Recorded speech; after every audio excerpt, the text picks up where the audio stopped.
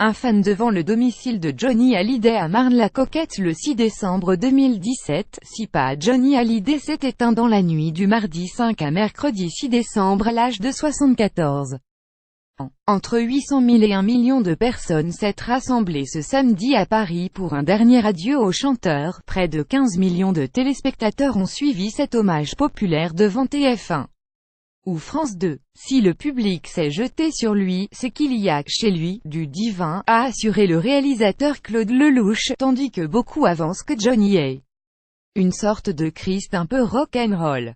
Comme Jésus et Elvis, il était un prénom. Johnny Hallyday fait l'objet d'un culte qui, tout à la fois, force le respect et effraie un peu. Pour preuve, l'immense ferveur lors de hommages populaires, qui a rassemblé entre 800 000 et 1 million de personnes, selon la préfecture de police, ce samedi.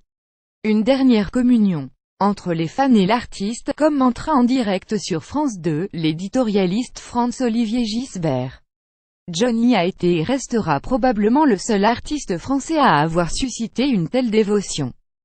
Johnny, la fin du culte, ou le début d'une religion, plus grand que, croyant mais pas pratiquant. Retour sur Johnny et la religion genre RTL, mercredi 6 décembre, le réalisateur Claude Lelouch a fait part de sa conviction, si le public s'est jeté sur lui, c'est qu'il y a chez lui du divin. Celui que l'on surnomme rapidement l'idole des jeunes, a quelque chose de la figure christique, comme l'a rappelé Franz-Olivier Gisbert sur France 2 ce samedi. Une sorte de Christ un peu rock'n'roll. Johnny est une sorte de Christ un peu rock'n'roll, à l'image de l'imposante croix avec un Jésus portant une guitare électrique qu'il arborait autour du cou. Comme Jésus, Johnny a transmis un message d'amour. Amour et aimer, télé.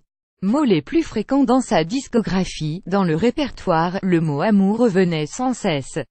J'avais parfois la sensation d'être dans un groupe de rock chrétien. Les gens venaient le voir pour se faire du bien. Lui souffrait sur scène pour eux. Il y avait quelque chose de christique dans ces shows, ce qui l'embarrassait sans doute.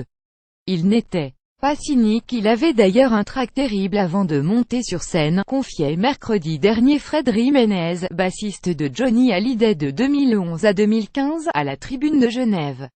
Johnny est une sorte de martyr. C'est un héros qui en a pris plein la gueule, a pour sa part résumé Franz-Olivier Gisbert sur France 2 ce samedi. Un enfant abandonné, pas aimé, mal aimé, abandonné, trahi. Le chanteur qui va foutre le bordel au paradis. Cette cérémonie raconte qu'il y a avec Johnny un homme qui a su dépasser les clivages, qui a su rassembler. C'est l'homme qui a donné à plusieurs générations maintenant ce symbole de l'unité, du rassemblement. Là où il y a affrontement, il y a un homme qui prône la paix, le rêve, l'amour. C'est ça Johnny, a enchaîné Jean-Louis Debré.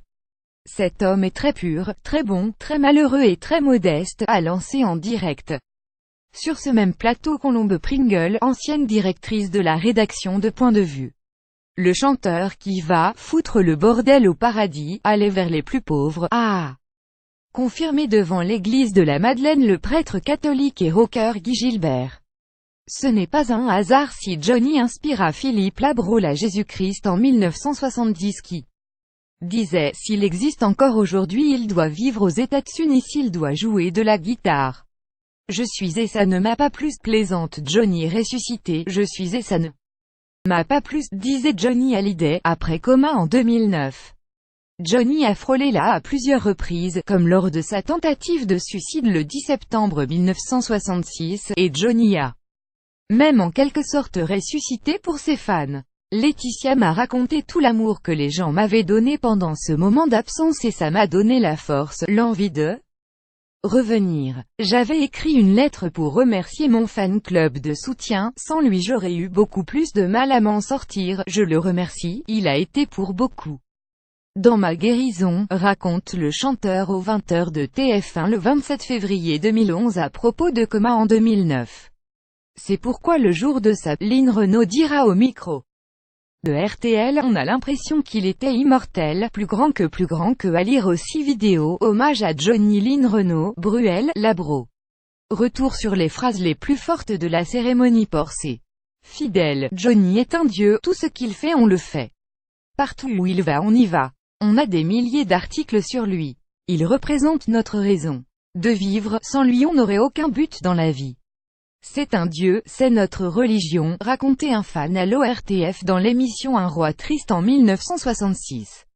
Johnny Hallyday a été adulé par ses fans. Je n'ai pas de religion, pas de croyance, mon dieu à moi, c'est Johnny. Ce regard bleu transparent insoutenable, cette façon de prendre des risques, ça ne s'explique pas, c'est le héros sans tache, un phénomène étrange venu d'ailleurs, racontait déjà aux Parisiens, Patrick, 15 septembre 1990. Pour un ultime moment passé avec celui qu'il appelle Dieu. Il a ce matin enfourché sa moto et va traverser la France braver la pluie, le vent et peut-être la neige. Mais il sera là samedi pour lui dire adieu, assister à sa dernière sortie de scène, écrivait encore Alain à 20 minutes ce jeudi. Le fan de Johnny ne fait pas qu'écouter Johnny, il vit Johnny. Les fans de Johnny prêts à tout pour leur idole. Pour assister à un concert à Las Vegas, il s'est endetté. Le fan de Johnny ne fait pas qu'écouter Johnny, il vit Johnny, collectionnant les disques, les objets dérivés et les reliques. J'ai réussi à avoir une cravate à l'Olympia, il me l'avait donnée.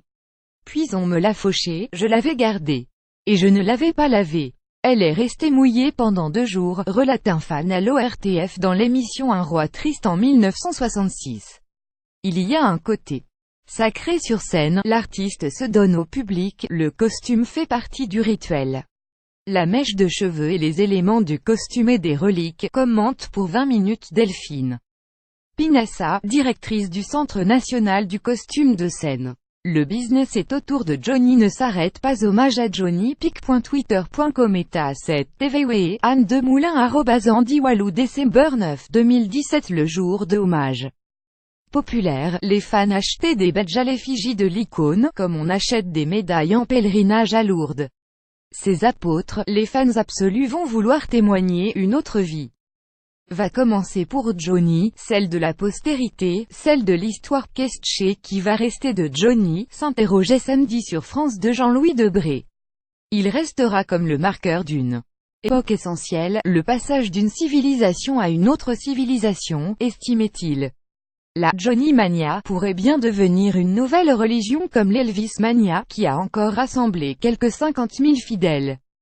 Pour le 40e anniversaire de sa Elvis a vendu plus de disques depuis sa que de vivant, rappelle Jean-Marc Folliet, responsable du label et de la boutique Culture Factory. Jean pense que cela va être pareil pour Johnny, ceux qui l'aiment bien vont continuer à perpétuer culter ce quid, passés à côté vont vouloir le découvrir, et l'idole des jeunes sacrifiés, devenue une entité supérieure, de gagner de nouveaux fidèles, tandis que ses apôtres, les fans absolus vont vouloir témoigner, et le prieront jusqu'à là, avec, pour signe de croix, les 2 points croisés. Cette citation est extraite de Paroles de Johnny de Stéphane Deschamps et Franck Margerin, Chronique Editions.